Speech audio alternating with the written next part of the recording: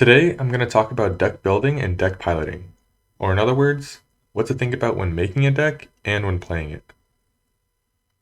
Let's first talk about basic deck structure. The way I see the game, competitive decks consist of a trade-off between power, consistency, and flexibility. Power refers to the amount of power that a deck can generate. Consistency refers to how consistently that deck can generate that power. And flexibility refers to how well the deck can interact with the board. The decks which generate the most power usually depend on a powerful card or combo of cards, such as Lockjaw, Modok Hela, Galactus Null, Mr. Negative, and more. When these decks hit their key cards, they can generate ridiculous amounts of power. When I think of consistent decks, I think of Cerebro, Patriot, Kazoo. These decks will always get on the board. Flexible decks can include control decks, lockdown decks, and even move decks. These decks usually focus a bit less on generating power in exchange for restricting the opponent's power or giving themselves more freedom with how to distribute their power. There's a lot of other decks that I didn't mention, but I still believe that every competitive viable deck is a balance of these three aspects. So, why am I telling you this? Why should you care? I think it's important to understand all decks, not just your own, in order to correctly make decisions in your games. When building a deck, you should ask these questions. How does my deck generate power? There should be multiple answers to this question. Decks with one win condition have a low win rate. However, I will say that a low win rate does not equal a low cube gain. If you're good at snapping, then you can do whatever, to be honest.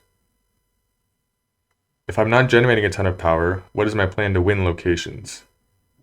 For some decks, this can mean clogging the enemy's board, shutting down locations, or disrupting your opponent's cards. Is my strategy too reliant on one card? Trust me, it is not a fun experience trying to climb with inconsistent decks. Is my strategy countered by other popular decks? There will be popular cards which can counter your deck. And this doesn't mean you automatically lose to decks with these cards. You just need to be careful and play around it. Do I spend my energy well? Remember that in the average game, you will draw 9 cards out of your 12 and have access to 21 energy. It's best to be efficient with the resources that the game gives to both you and your opponent. Make sure your deck has a good curve. How can I beat decks which can generate more raw power? Having an answer such as Cosmo or Shang-Chi is nice, but retreating when you're beat is not a bad idea either. It's also good to have a card like Squirrel Girl or Doctor Doom or something else like that can get into bad locations such as Sanctum Sanctorum. When piloting a deck, ask these questions. What cards do I play for tempo, and when should I hold on to other cards? Like, is Cosmo strong in this matchup, or is it better to just play him for 3 power, because he won't be doing much? What locations can my deck abuse? What cards and locations hinder my deck? How can I recover from a negative swing? What are my high rolls and low rolls? You should make sure to know what your good hands look like and what your bad hands look like. What good boards look like for you and what bad boards look like. This is important for snapping as well as retreating. Are my plays telegraphed? Can I surprise my opponent? Most big cube losses are when your opponent knows what you're going to do next, so be wary in matchups where their deck might have an answer to yours. Similarly, most big cube gains occur when you are able to surprise your opponents with cards like Cosmo or Scarlet Witch. You should also always be thinking, what is my opponent playing? You should have enough card knowledge to narrow down this question based on the first 2 to 3 turns of the game. And once you know this, does their hand seem clunky? What are the high rolls and low rolls of their deck? And how can I use this information to my advantage? Next, let's talk about snapping. This is an area of the game I can still improve on myself, so take these words with a grain of salt. If you're good at poker, you're probably better at this than I am. But here goes nothing. There are 2 main scenarios where I snap. When I think I will win and they won't retreat if I snap, and when I think I will lose but they will retreat if I snap. Obviously, you can never know for sure how your opponent will retreat, But Educated Collins made a good video about this. If you want to understand the idea better, I definitely think you should check it out. I'll put the link in the description. If you have enough card and meta knowledge, you can more or less predict the outcome of a game once the locations are revealed. Often, I will snap after the second or third location reveals, and once all the locations are revealed and I have an idea of what my opponent is playing, I'm not hesitant or embarrassed to retreat a bad matchup. Even after I snapped.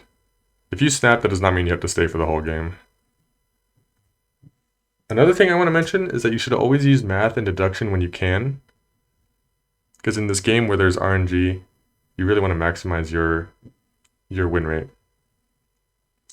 For instance, the odds of your opponent having a specific card from their deck by turn 6 is 9 out of 12, or 75% in a normal game, of course.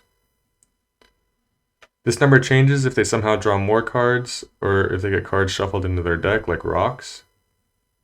But also, if you can deduce what cards they don't have, you can also make assumptions about what cards they do have. One example of this is that if your opponent is playing Sarah Control, but they don't play Sarah on turn 5, I would say it's safe to assume that they're more likely to have Shang-Chi or Killmonger or Enchantress in their hand than in a normal game, because Sarah is in their deck. Additionally, for deck building, cards like America Chavez and Magic can potentially help your deck with consistency depending on what your deck is trying to do. It's also good to do calculations on breakpoints of power your opponent might have. For instance, Destroyer will always be 15 power. So if you could get a location to 16 power, you won't have to worry about a Destroyer going there. It's kind of hard to do this, especially with a lot of decks have alternative cards, so you can't tell exactly what they'll play. But it's good to play around it. Another card that's good to play around is Dr. Doom. Just imagine that on turn 6, your opponent will have 5 more power in each location. It's a very simple concept, but I feel like a lot of us get lazy and don't do the math. But it really does make a difference with letting you know what plays you should make. And that's all I have for you today. Good luck with your games, and stay safe, everyone. Kevo never cared about the problem, he gon' solve it. They get mad, start watching, cause they see we got it.